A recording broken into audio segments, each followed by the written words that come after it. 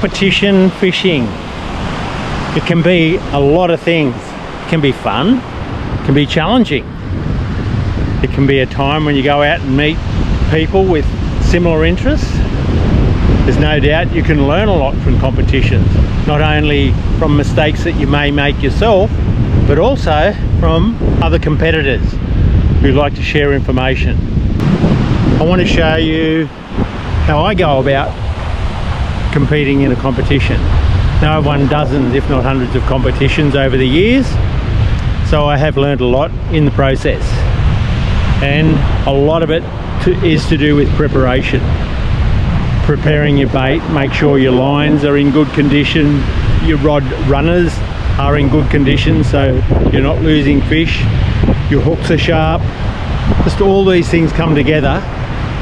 There's an old saying that everything counts, and in a competition one fish can make the difference between being the winner or runner-up or not getting a place at all. So let's go about it and show you what I do in preparation for a competition.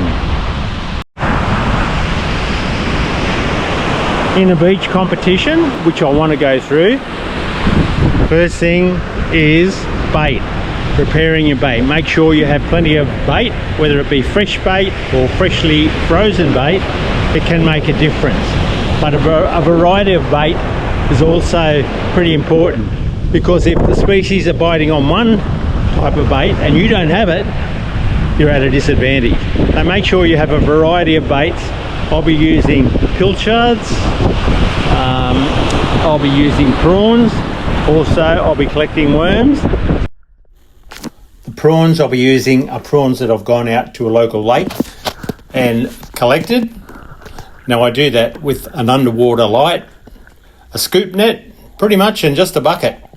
And I'll go out there either in the shallow water or a little bit deeper water, knee-deep water. As the prawns are coming off the bottom and running, I'll just simply scoop them up, take them home, put them in a clip lock bag, freeze them for my next outing.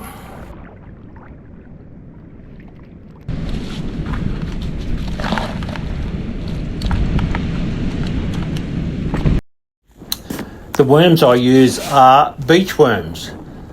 So what I do is get a bit of bait, go out the beach, attract the worm to the surface, grab hold of them, pull them out. Now I can use them either fresh, or I like to preserve them if it's a while until the competition. So I'll put them in a mixture of metho and water, 50-50, for about a minute or so, take them out, drain them, put them in a clip lock bag and freeze them.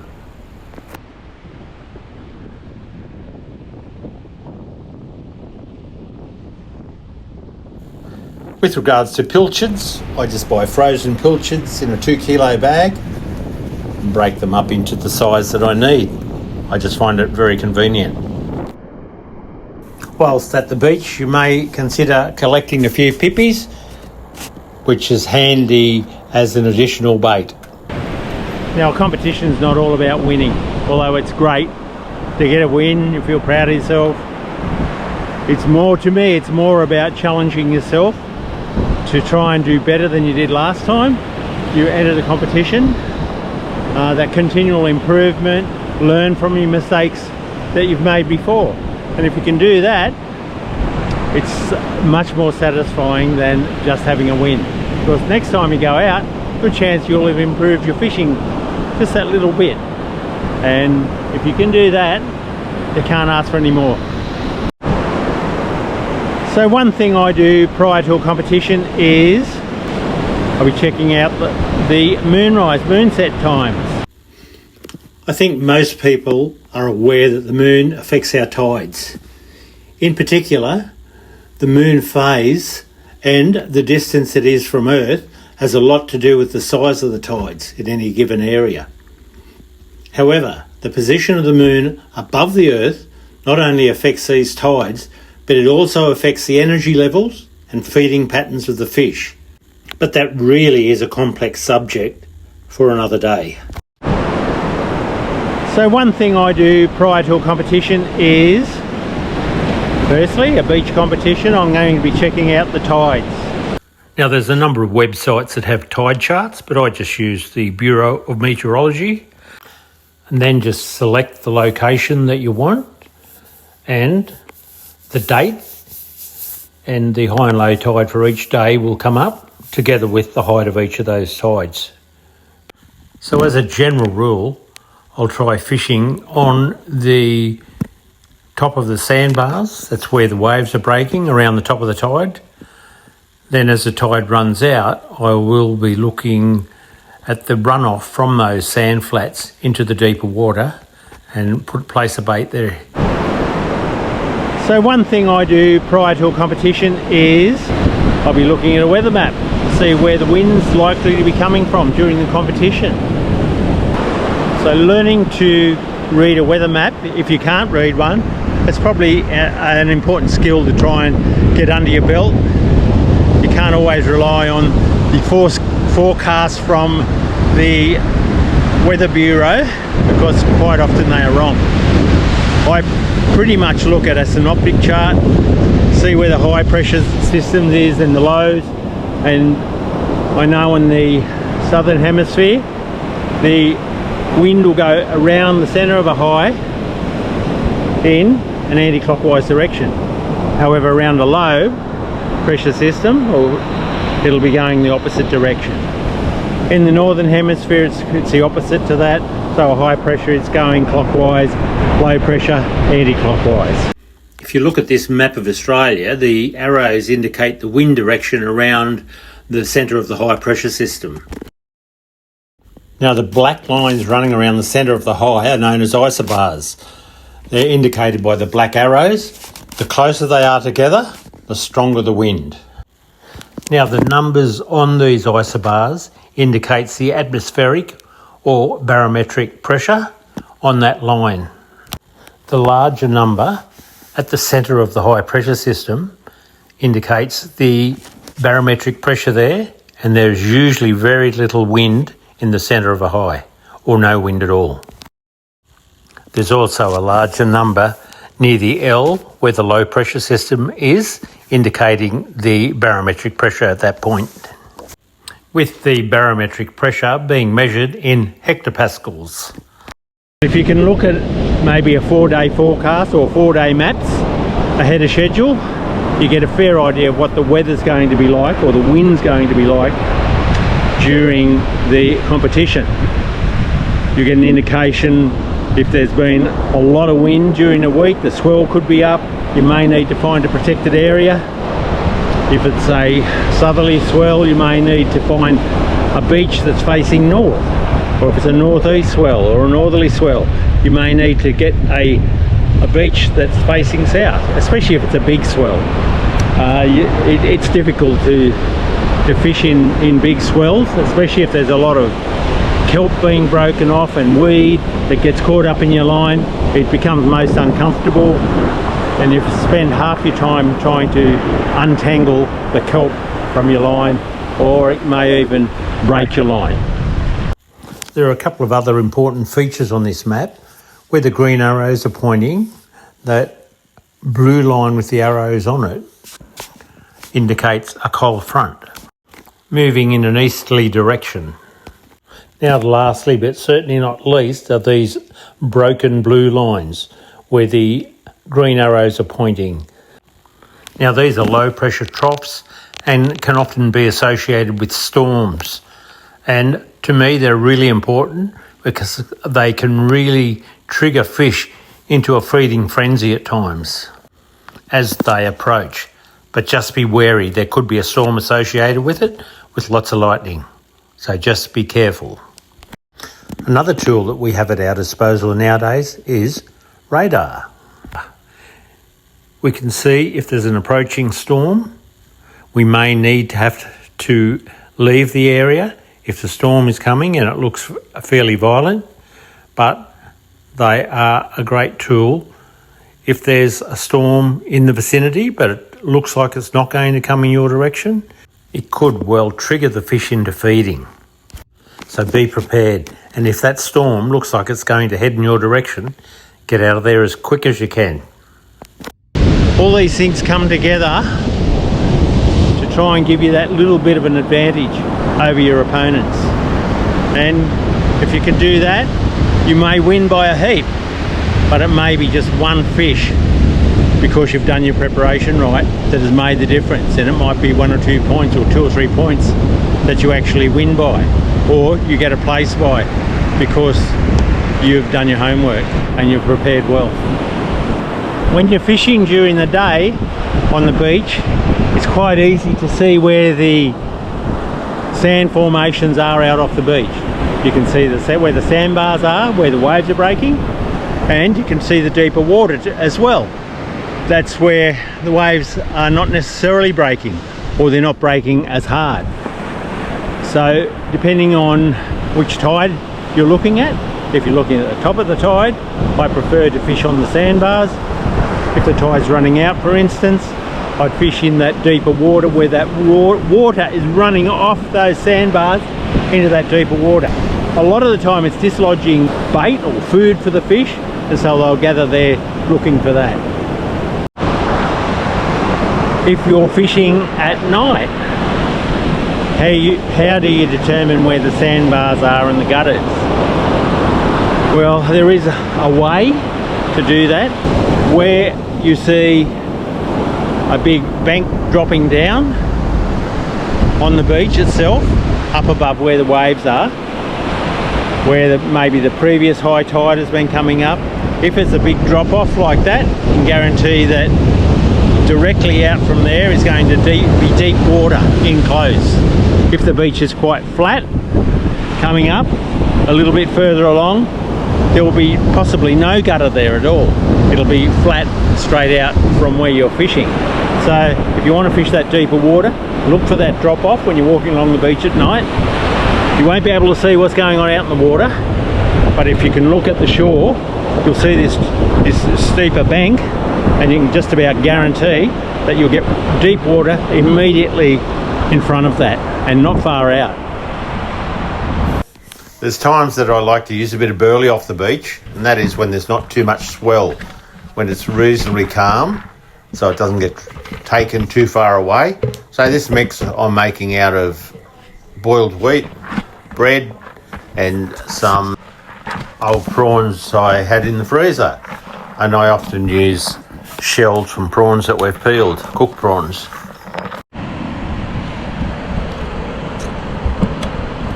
So here I am. The comp started about 4 hours ago.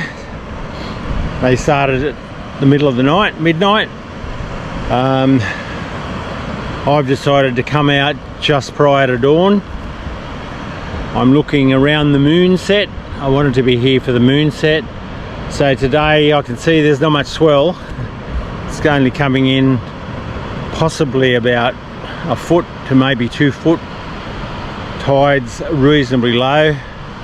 Won't be high for several hours yet. But I thought I'd get here early, have a good look around.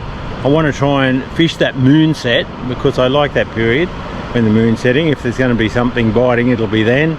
I'll be able to fish dawn as well, and we'll just see what's here. A lack of swell usually means rays. I might get some flathead. They often hang around when there's a low swell, but yeah, it's quite a nice night or nice morning.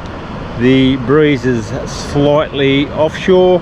It is coming along the beach, so it's only very light though, so I shouldn't be a problem. Anyway, I'll go and get a line in the water. So I've got 3 different baits I'm using: prawns, beach worms and pilchards. So it's a variety. They should be biting on one of those if they're biting at all. Anyway, time will tell. I've prepared all my gear. I've made sure I've got all my runners and my tips and my rods are not cracked and are in good condition. The line, I'll put new line on one of my reels. The other one's in pretty good nick as well. so I shouldn't have any problems there with line breakage. So I'm as prepared as I could be, put it that way. So I've made my first cast. I'm onto something. Could be a bream. That's a bream.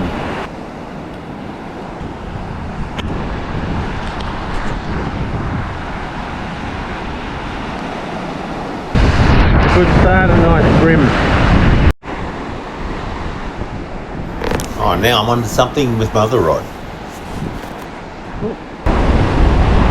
Not too much fight.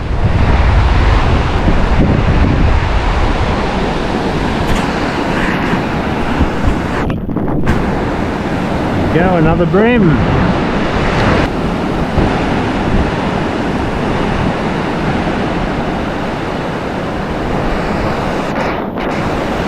Another bream there on worm, beach worm. Just starting to break day now. I've caught 2 bream.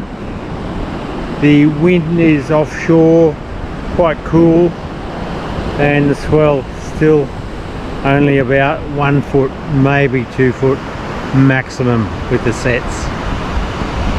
But I'm using 2 lines out. I've got a full pilchard on one, which I'll probably go down half a pilchard as soon as it gets light, and I'm using worm on the second line, and I've caught 2 bream on the worms. So the sun has risen, not that I can see it with all the cloud that's around, and I've now gone to a half pilchard on my bigger rod. So I've gone from a full pilchard to a half pilchard. Oh yeah, I'm on. I'm glad I went from a full pilchard to a half pilchard because I was getting nothing before.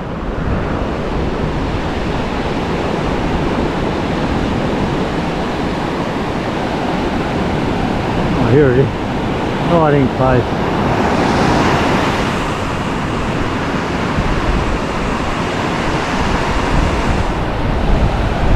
Oh, through the hook. Damn, I think it was a salmon.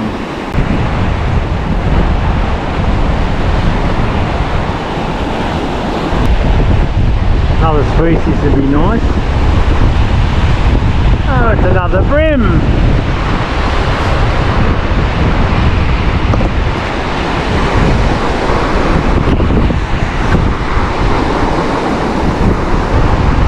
Another bream, not a big one, it is legal.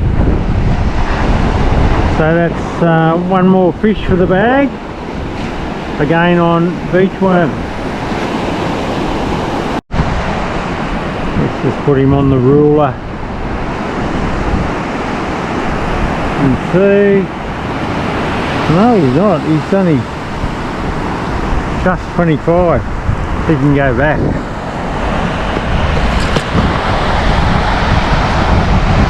So 25 is legal here.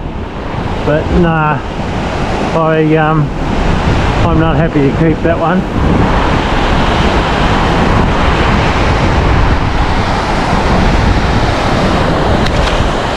Oh, off you go. Oh, I had a bite. But I don't think he was too enthusiastic about taking it. Might come back.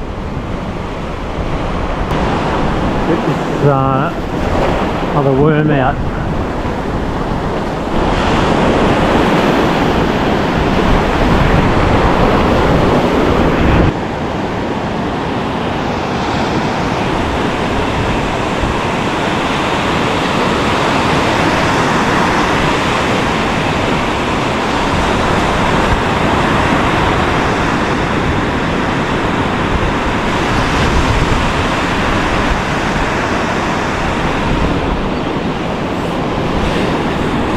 Bait needs renewing.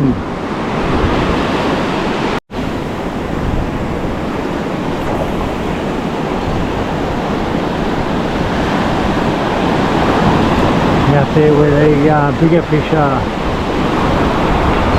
It's gone a little quiet, so I think I know how to make the fish come on. Have a cup of coffee in my little thermos.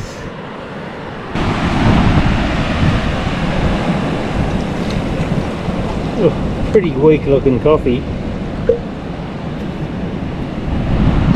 Anyway, it'll be better than nothing. Cheers.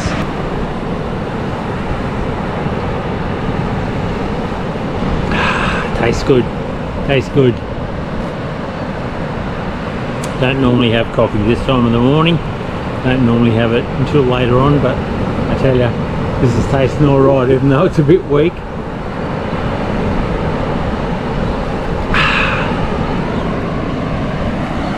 Okay, where's the action on the rods? Should be something happening by now. I've had a sip.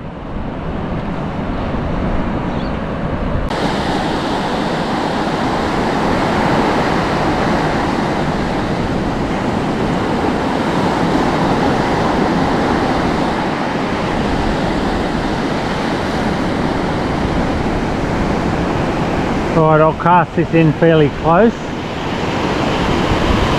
because we're approaching the top of the tide.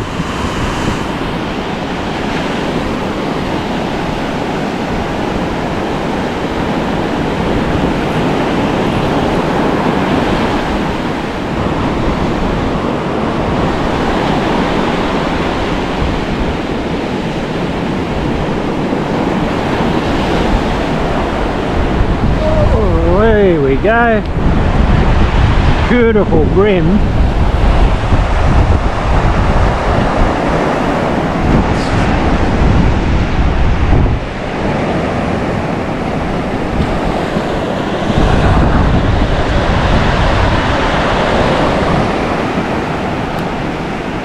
Now that one was on half pilchard. Didn't fight. Didn't fight at all. In fact, it just felt like a hunk of weed. There we go, that's a beautiful brim. I'll lose him if I don't hang on to him a bit tighter than that.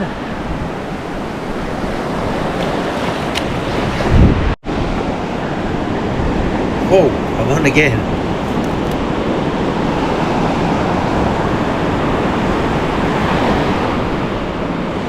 Got something, oh, a little salmon by the look of it. He's jumping out of the water.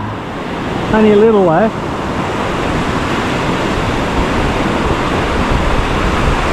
But another species. I'll get him in. Already lost one or two this morning.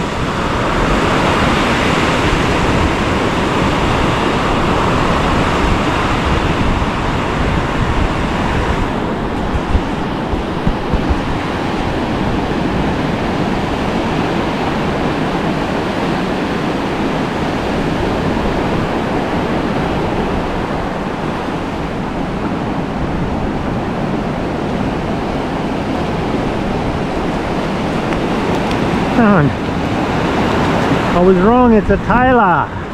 Woo! Of a tailor, known as bluefish in America. They only have to be 30 centimetres. This one's well over 30. 36. Oh, here we go. Could it be? I put 2 hooks on. 2 gang hooks. Feels like a good fish.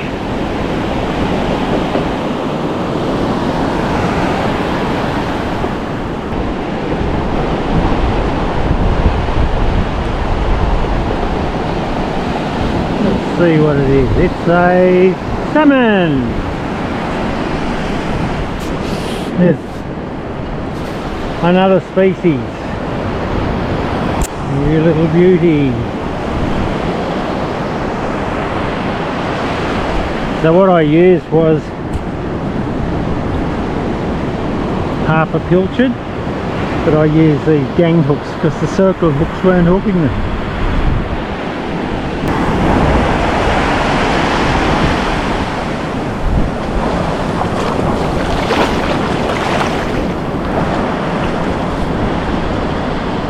There you go, a Australian salmon.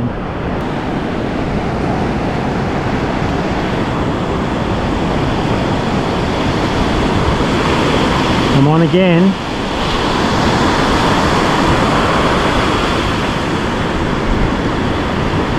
It's swimming towards the shore.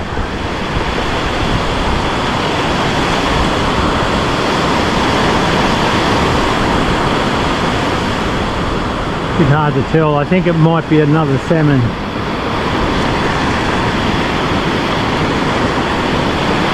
That's good. That's good. Yeah.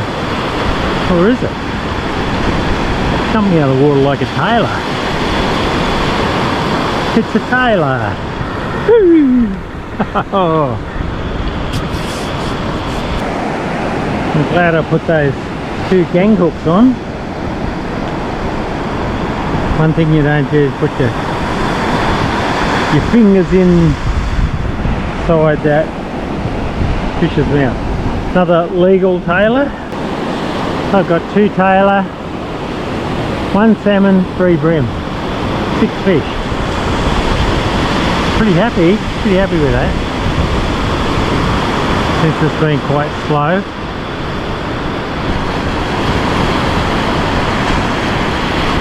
Another one swimming towards the beach.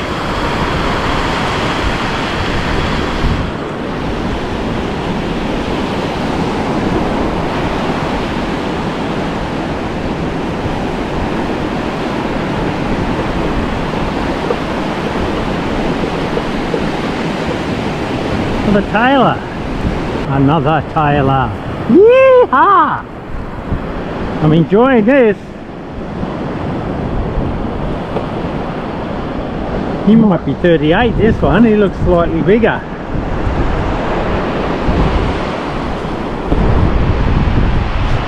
He looks about 38, this one. Looks slightly bigger. The old 2 hook rig worked again. Oh, they lock onto that hook. We'll measure him. Might be a centimetre bigger.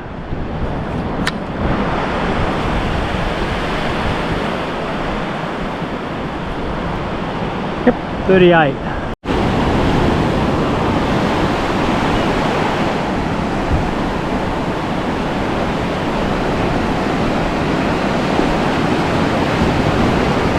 Oh, there we go again.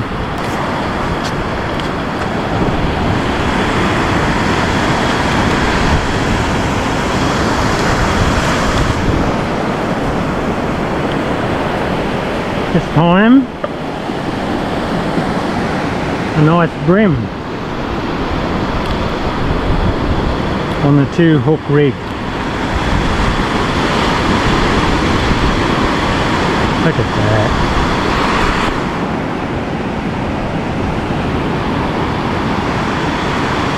Look at that, another nice bream.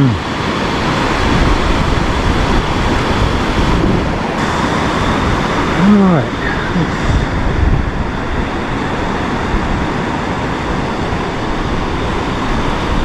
Through there. And then this through the eye socket.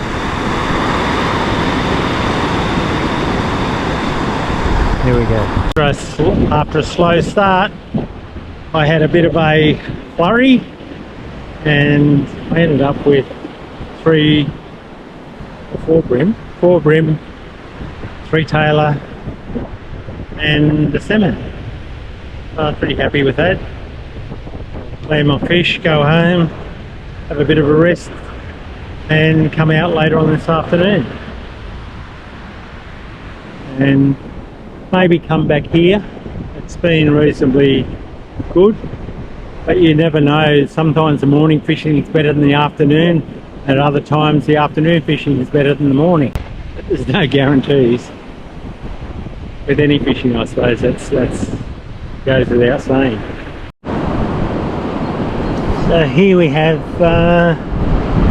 1, 2, 3, 4, 5, 6, 7, 8 fish for 3 different species, and you score additional points or bonus points for having each species.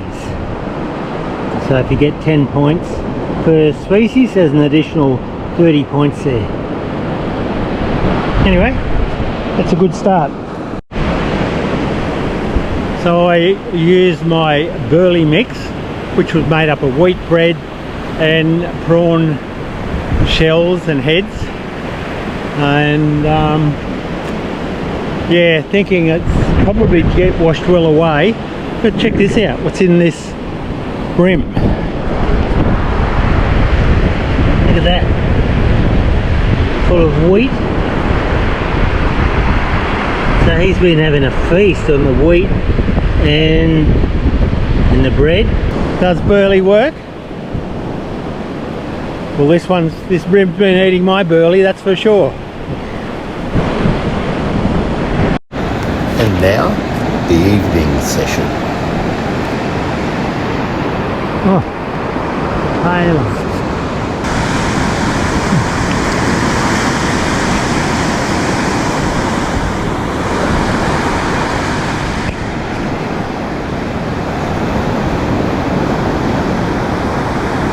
I think he might be legal just after measuring.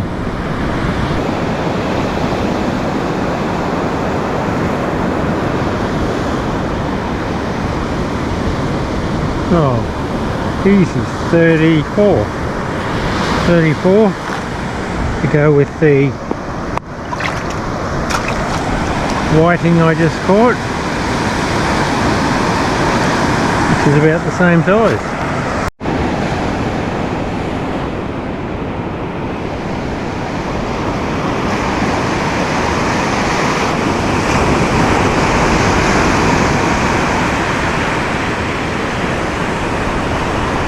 We have another brim. First one tonight.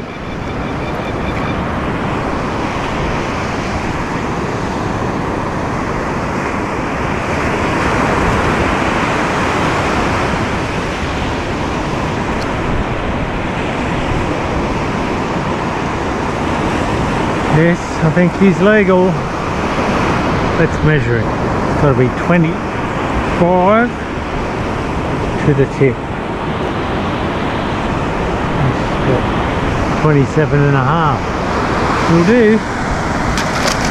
So at the end of day 1 I've got 11 fish. I scored 8 in the morning session, 3 tonight, and I have 5 brim, 4 tailor, 1 salmon and 1 whiting. So I've got 4 species.